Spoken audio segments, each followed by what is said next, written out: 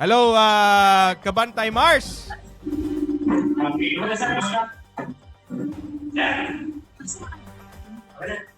Hello. Hello, Kabantay Mars. Kumusta nga ra? Maayong udto kaninyo nga ra?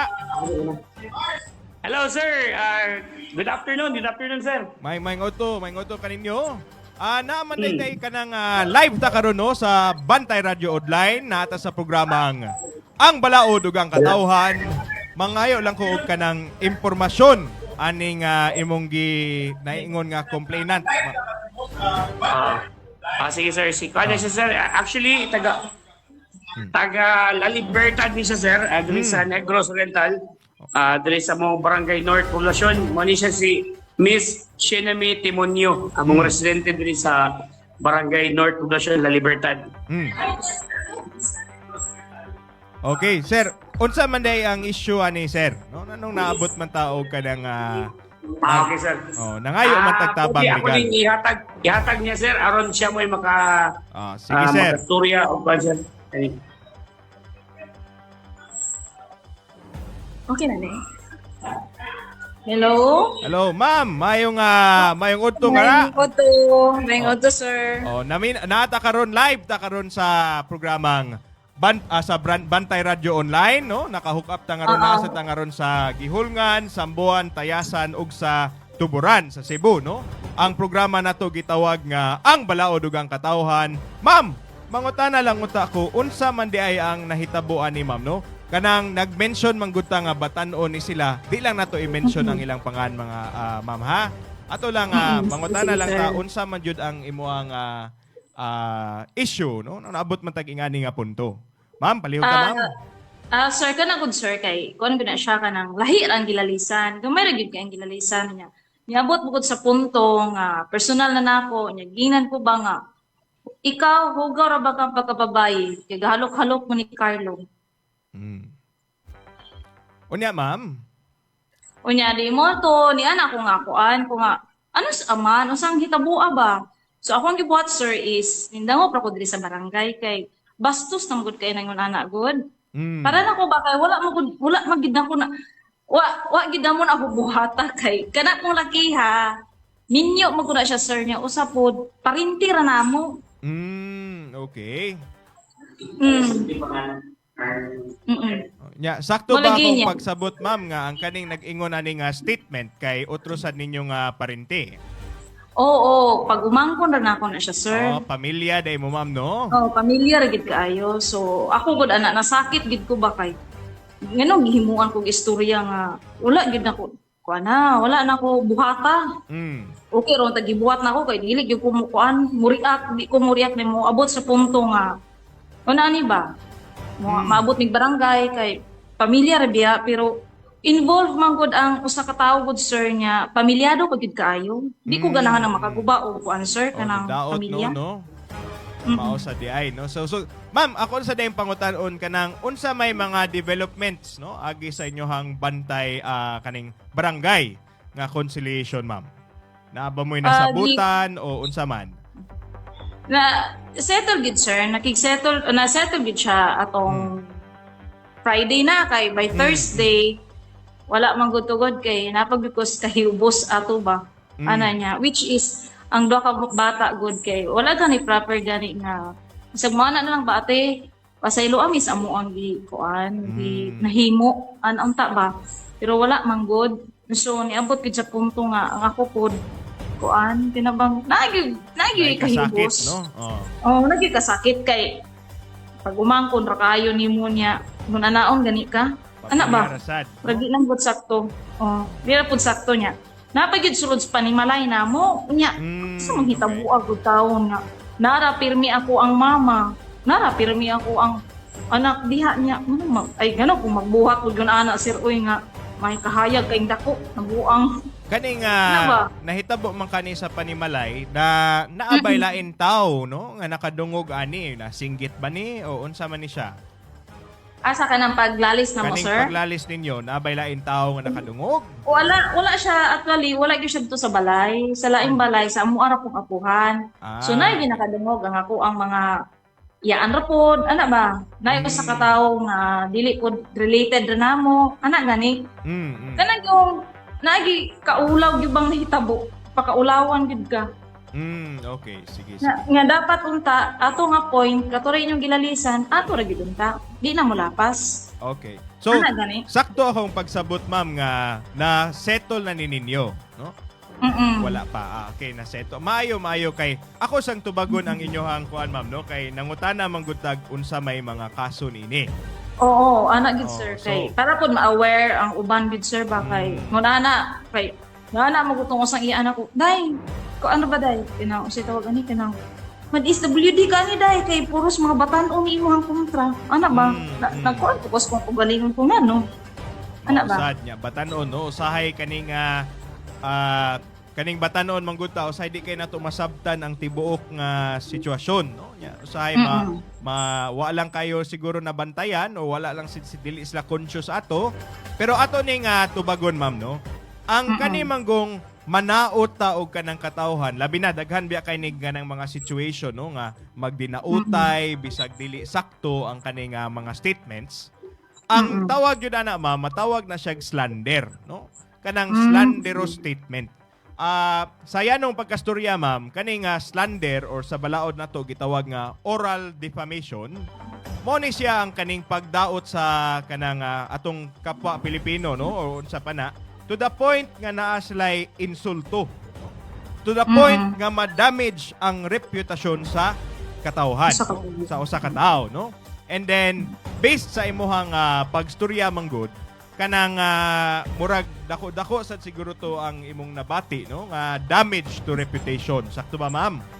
Dako gid sir kay ang si tawag ani aside sa ako mas grabe gid sa ako nya kay makaguba magutag pamilya gud aron. Ana ba? Oh, nya. Di pa da ito verified nga information, no? Di pa day verified sir nya. Pag abot sa settlement nga di pangutanan ang bata, lahi ng statement. Ang ending ni angko na siya nga dili tinuod. Ana ba? Maayo sad nga niangko na sila. No? Kay sometimes manggod basta mo push pa na sila gingana, ang resulta jud ani maglisod sad, no? Kay aside sa posibleng makadaot ta og pamilya atong katong lakiha, makadaot sa ta sa to ang kagulingong pamilya. Ing murang giingon inyo haning pagumangkon, sakto ba, ma'am? Oh. Ako gi sila gingnan gani sir kung kabalo gid mo sa mga consequences ani panbiya kanang makaguba tag pamilya. Aside po ang atong pamilya maguba pod ang relasyon sa pamilya. Akong gingnan sila. Sakto jud na, ma'am. So ato sa dining ikuan kay ni-address naman gud ta sa issue aning gitawag nga oral defamation. Kaning oral defamation o slander o pagpataka og panabi, no? Kaning nga makadaot sa reputasyon sa usa nato ka kaigsuon, no? Ang naa jud ni siya ay kanang liability sa mata sa balaod. Ang criminal aspect ni mga kabantay og ma'am, no, kay naa sad ni siya present sad ni siya. Na pwede ni siya mapadagan og kaso depende sa damanay simple o grave, no, depende unsa ka grabe ang defamation nga giingon.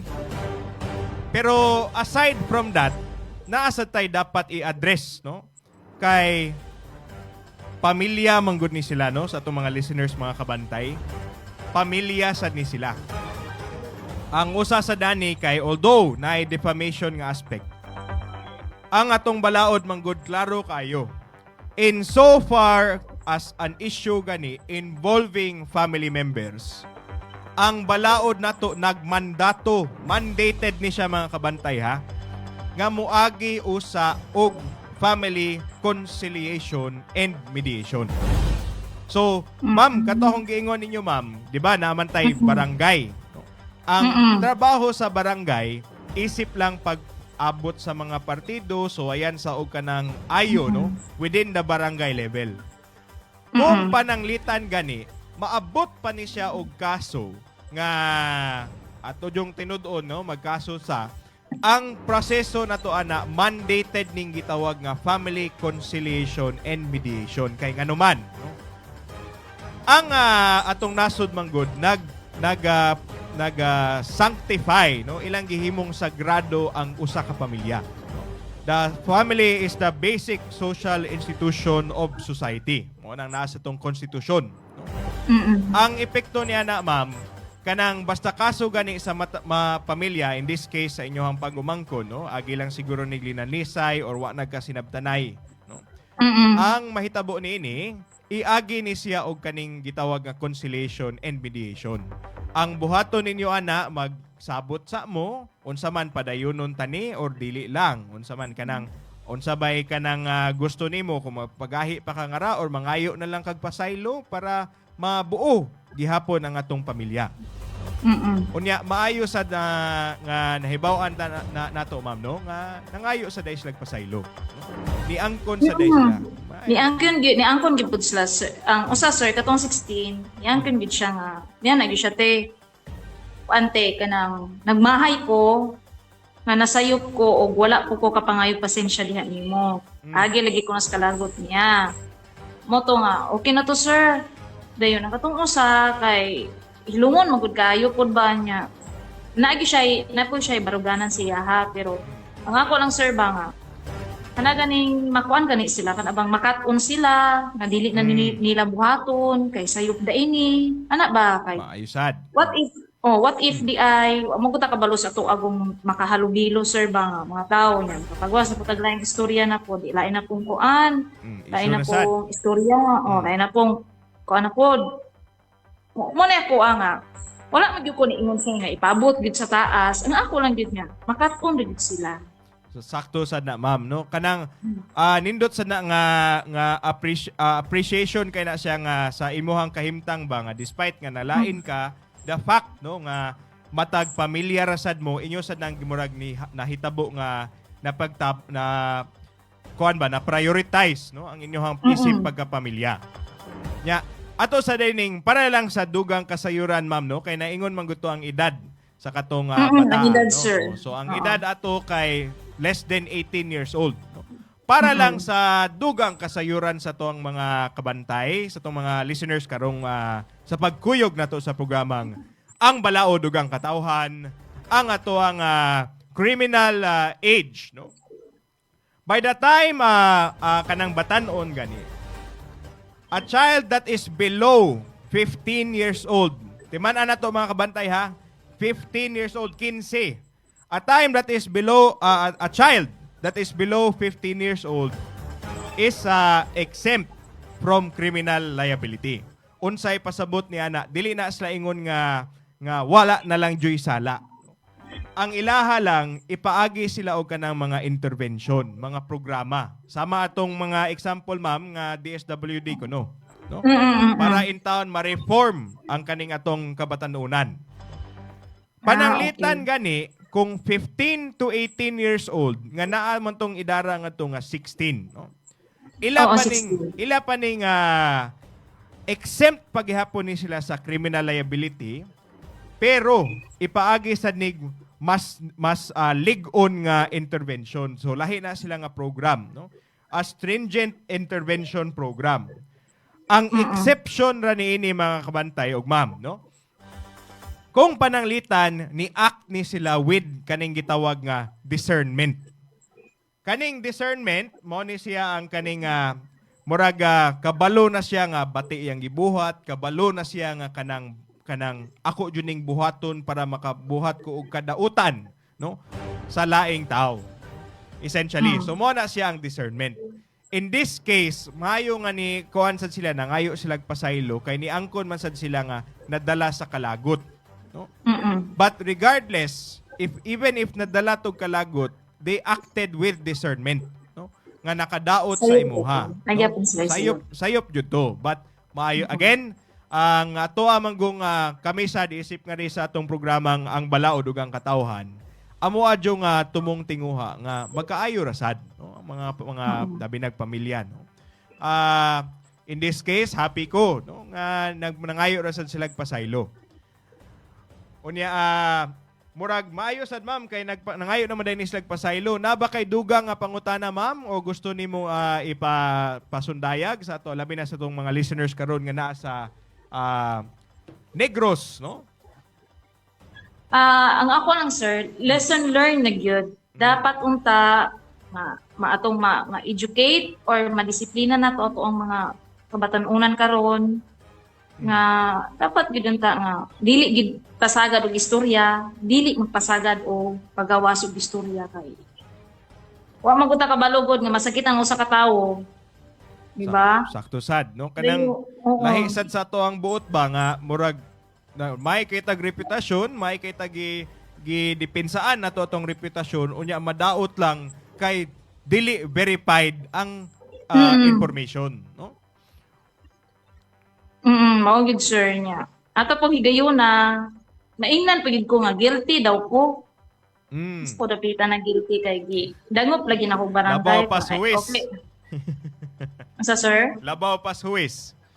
Na guilty naman ko no. Guilty lagi ko ro ko kay kanay ko nagiabot ko na kog barangay. Ang ako man kong giabot og purpose man gid nako ato nga masettle. Sakto Kay sad. namgoy laing tawo na involved. Mora gid na. So, maayo sa Nya. na, ma'am, kay mao na labi na tong pamilyado tong tawhana, no? Nya dili day tinuod ba? Sus, ang reaksyon sa asawa siguro ana Sir, grabe ang reaction sa asawa, sir. Kanang yung anang last na mo nga atong Friday, last na mo nga settlement niya gyud ang asawa kay di gid siya pirmi na biya silang sukad atong nakabalo siya ingon nga issue. Pirmi na silang away niya. Di man gud tino, mo lagi na akong gingon, di man gud tinuod niya. Ngano magyun anak pa ba? Sakto sad nya makadaot, no? Labi na sa kanang uban sad Kadaot gud sa isig katawag, sir. Sakto jud. What if the I, sir, nga dili pamilya nila ilahang gi kuan ba naingnan ana gani. Hopefully sad no katong Okay. mga batanuna makapangayo sa tug pasaylo, no? Kasa katong asawa kay para sa din taon nga dili na lang perminti mag-away kaning kaning spouses, no? Kaning managtiayon.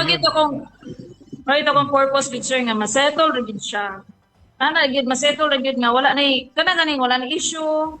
Di na mag-istorya o gama-gama og istorya. Ana ba, di na mag-istorya dili tinuod. Ana gani kay makadaot gid sa isig ka tawo gid sir. Mao gid ka makadaot jud.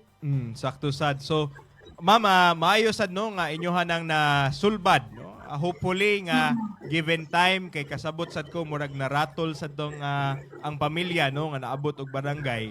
Hopefully given time nga matinud-anay jud na ang inyohang pagpasaylo, matinud-anay nga mag-reconcile ang inyohang pamilya, no? So Ako sir, yes ma'am. Ako sir, naaman gyud koy kahiubos, na gyud koy unsa ni kasakit, pero gipatigbabaw gid ako nga pamilya na ko, mga pagumangko na ko na, ano pa, basig wala pa ni silang una-una, pero, Sad. kuan, kanang may untag maka-learn gani gid sila nga, sayot bida ito, dili bida may pasagad og istorya, pagawas og istorya nga, dili tinuod, kung tinuod man ang mga nipod na, di pod angay, diba? Sige, maayo sad na ma'am kanang Ma'am, salamat kay sa inyohang oras, ma'am, ha, nga inyo dining kuan nga ni tawag jud ka sa programang Ang Balaod ug ang So, Katawhan. kay nangayo ra jud ko answer ba kanang tambag gani nga makakuan pod sa kuha kay kana lagi mo ingon lagi sir ba nga madaot ka na ka ma-DSWD gid ka ana ba. Mas mayo ra gyud ang nayo kay kana ganing kahayag Advice, or kalinaw no? gani Kalinaw. nga makuan gid nimo. Maayo na ma'am. Salamat kay nga nagsunod jud ka sa mong programa. So ato lang tong i-summarize na para sa ato ang information sad ug sa atong mga kabantay, no, nga naminaw sa nagkuyog sa ato karong udtuha. Ang first na hitabo mga kabantay, kumudaot gani ka og usa ka tawo nga mo affect ka sa ilahang reputasyon mga kabantay. Nanay criminal aspect, no? Gitawag ana oral defamation or slander. Pwede kang makasuhan ni ana. So labi na sa tong mga kabantay nga ultimo sa duol-duol sa mga marites, no? Ato lang nang hinahinayan ang storya kung dili gani tinuod, no? Para di sa ta maabot og kanang kinasuhay. Ikaduha, ang kaning usab ang kaning criminal age, no, of determination kung 15 years old gani ka and below ang balaod nato nag-ingon nga criminally exempt ka na lang kay mga proseso nga i-undergo, no? Ang ikaduha, kung between 15 and 18 years old mga kabantay, likewise you are considered criminally exempt, no? But nakaiagi nga intervention program. And lastly, kung naagani kay discernment, na kay element sa discernment, ang balaod na imo take course ana kung naa ba jud kay discernment kay lahi na sad ang penaltiya ni ana, lahi ang application.